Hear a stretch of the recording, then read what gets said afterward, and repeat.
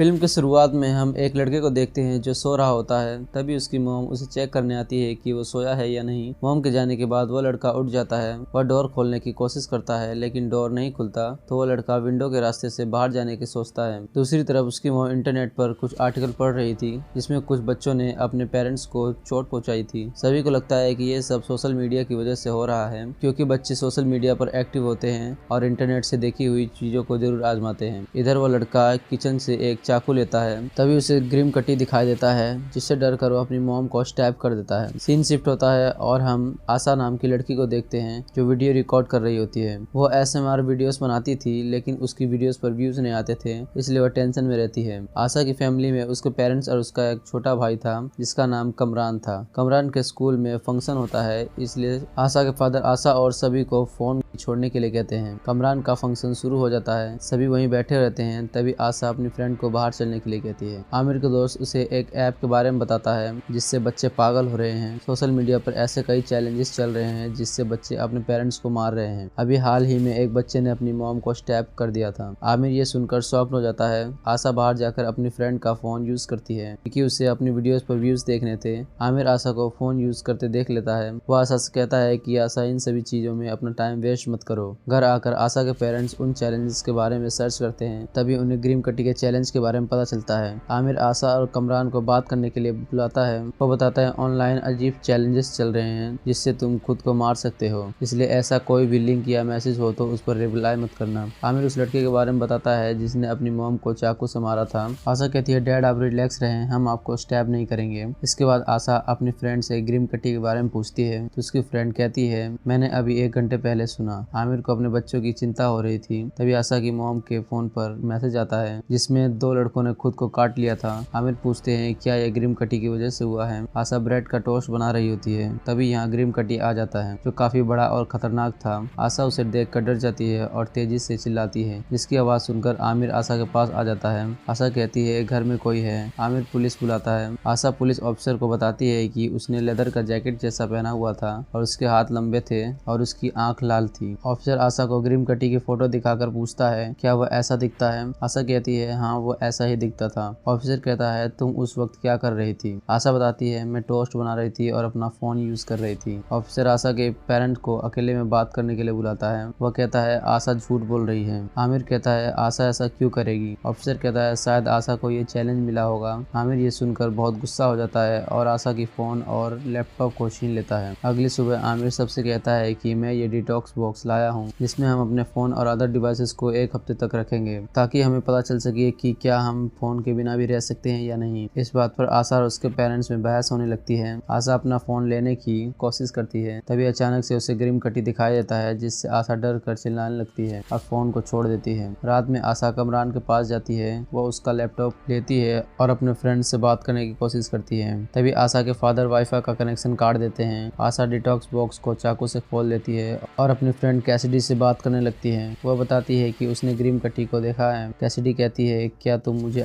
मुझे उसका लिंक भेज सकती हो। आशा कहती है मैंने उसे अपने घर में देखा है। आशा के फादर डिटॉक्स बॉक्स को चेक करते हैं तो वह देखते हैं कि उसमें फोन और लैपटॉप नहीं है। कैसिडी दोनों से सुबह मिलने के लिए कहती है और फोन रख देती है। आशा के पेरेंट्स उसे ढूंढ रहे होते हैं, तभी आशा को ग्रीम कटी दिखाई देता है जो आशा का पीछा करते उसके घर में आ जाता है। आशा डोर बंद करने की कोशिश करती है लेकिन ग्रीम कटी उसके हाथ पर स्टैब कर देता है। आशा बहुत तेजी से चिल्लाने लगती है, जिसे सुनकर आशा के पेरेंट्स उसके पास आ जाते हैं और सोचते हैं कि ये भी ग्रीम कटी की वजह से हुआ है। आशा कहती है क्या आप सोच रहे हैं कि ये सब ग्रीम कटी की वजह से हुआ है। आशा के पेरेंट्स आशा को स्कूल जाने से मना करते हैं। आशा कहती है मैं एक नॉर्मल लाइफ जीना चाहती हूँ, इसलिए मैं स्कूल जाऊंगी। स्कूल में आशा को कैसिडी मिलती है। आशा कैसिडी से उसके फोन के बारे में पूछती है। कैसिडी बताती है पेरेंट्स ने मेरा फोन डिटॉक्स बॉक्स में डाल दिया है। हर जगह सेम बात और सेम स्क्रिप्ट चल रही है। आशा कहती है मुझे ये पता करना है कि इसकी शुरुआत कहाँ से हुई थी। इसके लिए उसे इंटरनेट चाहिए था। इंटरनेट यूज करने के लिए कैसिडी आशा को अपने एक फ्रेंड ओलिवर के पास लेकर जाती है। ओलिवर के घर पर पार्टी चल रही होती है। यहाँ एक लड़का ग्रीम कटी का मजाक बनाते हुए एक वीडियो बनाता है। आशा और कैसिडी इंटरनेट पर ग्रीम कटी के बारे में सर्च करती है तो उन्हें मेलिंडा नाम की एक लेडी का व्लॉग मिलता है। ये वही लेडी है जिसे मूवी के शुरुआत में उसके बेटे ने स्टैब किया था। मेलिंडा वो औरत थी जिसने डिटॉक्स बॉक्स का आइडिया दिया था।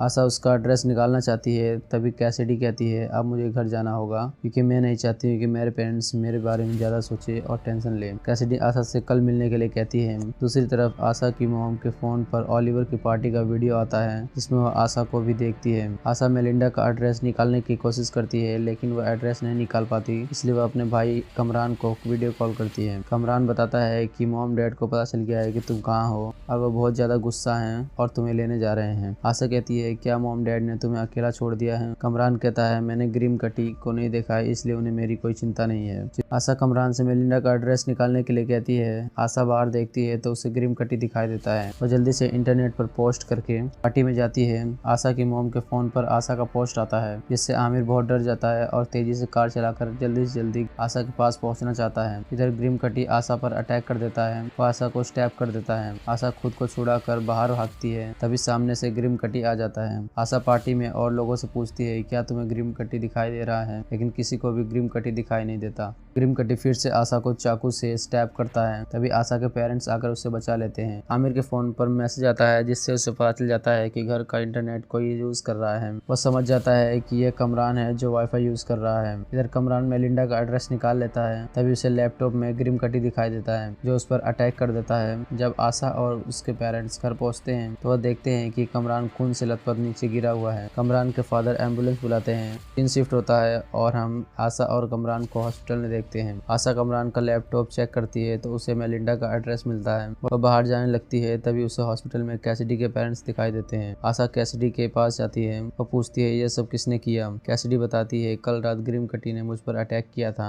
आशा की मॉम आशा के पास जाती है तो वह देखती है कि आशा यहाँ पर नहीं है। वह कमरान के लैपटॉप पर मेलिंडा का एड्रेस देखती है। वह समझ जाती है आशा वहीं गई है। आशा मेलिंडा के घर जाती है। वह उससे ग्रिम कटी के बारे में पूछती है। मेलिंडा कहती है मैं ग्रिम कटी के बारे में कुछ नहीं जानती हूँ। आशा कहती है टाउन के सभी लोग आपको और आपके नियमों को फॉलो कर रहे हैं ग्रिम कटी से बच्चों को बचाने के लिए। मेलिंडा आशा को वहाँ से जाने के लिए कहती है। आशा घर के पीछे जाती है तो उसे टूटा हुआ फोन और लैपटॉप दिखाई देता है। आशा पीछे के रास्ते से घर में जाती है। अंदर वह एक डोर देखती है जिस पर कई लॉक लगे होते हैं। वह लॉक खोलकर अंदर जाती है तो उसे एक और दरवाजा दिखता है। वह उसका भी लॉक खोलती है, तभी उसमें से एक बच्चा बाहर निकलता है। वह आशा से कहता है मुझे फिर से अंदर डाल दो क्योंकि मैं अपनी मॉम को फिर से हर्ट नहीं करना चाहता हूँ। तभी यहाँ मेलिंडा गन लेकर आ जाती है। वह आशा को बाहर जाने के लिए कहती है। तभी आशा की मदर वहाँ आ जाती है। वह मेलिंडा से आशा के बारे में पूछती है। मेलिंडा ने आशा को रूम में बंद कर दिया था क्योंकि आशा अजीब बातें कर रही थी। आशा बाहर आती है। वह अपनी मॉम को सारी बातें बताने लगती है। वह बताती है कि मेलिंडा ने अपने बेटे को कैद करके रखा है और उसकी हालत बहुत खराब है। आशा की मॉम को यह सब झूठ लगता है, इसलिए वह आशा को खींचकर एक थप्पड़ मारती है। वह आशा को कार में लेकर जाती है। आशा को मिरर में ग्रिम कटी दिखाई देता है जो आशा के पास आ रहा था क्योंकि उसकी मॉम ग्रिम कटी के बारे में सोच रही थी। आशा की मॉम टेंशन में कार का शीशा तोड़ देती है। आशा अपनी मॉम को रिलैक्स होने के लिए कहती है। आशा की मॉम फिर से मेलिंडा के घर में जाती है। वह कहती है आशा कभी झूठ नहीं बोलती। वह अंदर आके मेलिंडा के बेटे से मिलना चाहती थी, लेकिन मेलिंडा उसे बार बार मना करती है। वह कहती है मैं इसके बारे में कुछ नहीं सोचना चाहती हूँ, लेकिन आशा की मॉम मेलिंडा की नहीं सुनती और वो घर में घुस जाती है। मेलिंडा के ग्रिम कटी के बारे में सोचने की वजह से ग्रिम कटी उसके बेटे पर अटैक कर देता है। आशा की मॉम उसके पास जाती है तो वह देखती है कि किसी इनविजिबल चीज ने ब्रैंडन को ऊपर उठा रखा था। असल में ग्रिम कटी होता है जो सिर्फ ब्रैंडन को ही दिखाई देता है। तभी मेलिंडा गन आशा के ऊपर तान देती है। आशा की मॉम मेलिंडा को ढकेल देती है जिससे मेलिंडा का ध्यान भटक जाता है और ग्रिम कटी गायब हो जाता है।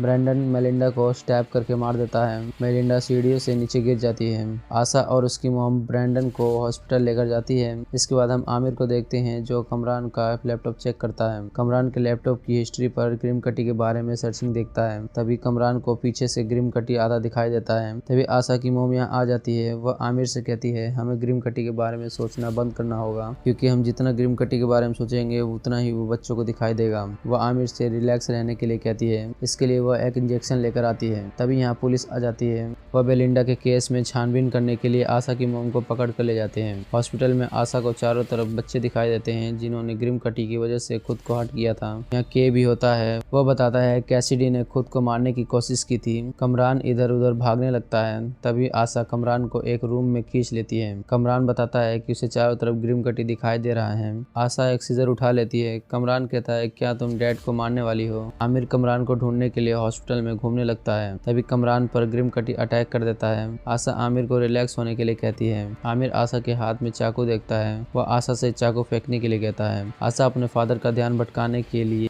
कहती है मैंने मॉम का फ़ोन ले रखा है और मैं पूरे दिन ग्रिम कटी वीडियोस देखती हूँ। आमिर का ध्यान भटक जाता है और ग्रिम कटी वहाँ से गायब हो जाता है। आशा भागकर एक रूम में चली जाती है। थोड़ी देर बाद यहाँ ग्रिम कटी आ जाता है। वो आशा का गला पकड़ लेता है। आशा ग्रिम कटी को लगातार स्टैब करती है। ग्रिम कटी नीचे गिर जाता है। जब आशा पीछे मुड़कर देखती है तो उसे ग्रिम कटी दिखाई देता है। वह रूम से बाहर भागने लगती है। तभी उसके फादर उसके सामने आ जाते हैं। वह आशा से सीजर मांगता है। तभी ग्रिम कटी आशा को मारने की कोशिश करता है। खुद को बचाने के चक्कर में आशा अपने डैड को स्टैब कर देती है और बाहर भाग जाती है और उसके पीछे पीछे उसके डैड भी बाहर आ जाते हैं। वह फिर से ग्रिम कटी के बारे में सोचने लगते हैं, जिससे ग्रिम कटी फिर से आशा पर अटैक करता है। वो आशा को ऊपर उठा देता है, जिसे देखकर आमिर को ग्रिम कटी के होने का भरोसा हो जाता है। वह खुद को इंजेक्शन लगा देता है, जिससे वह रिलैक्स हो जाता है और ग्रिम कटी वहाँ से गायब हो जाता है और आशा नीचे गिर जाती है। इस इंसिडेंट के बाद आशा बहुत ज़्यादा फेमस हो जाती है, क्योंकि उसने ग्रिम कटी का सोल्यूशन निकाल लिया था। आशा के व्यूवर्स आशा से कई सवाल पूछते हैं, जिनका जवाब आशा देती है और आशा अपने फैमिली के साथ खुशी खुशी रहने लगी थी। अब मूवी यहीं पर एंड हो जाती है।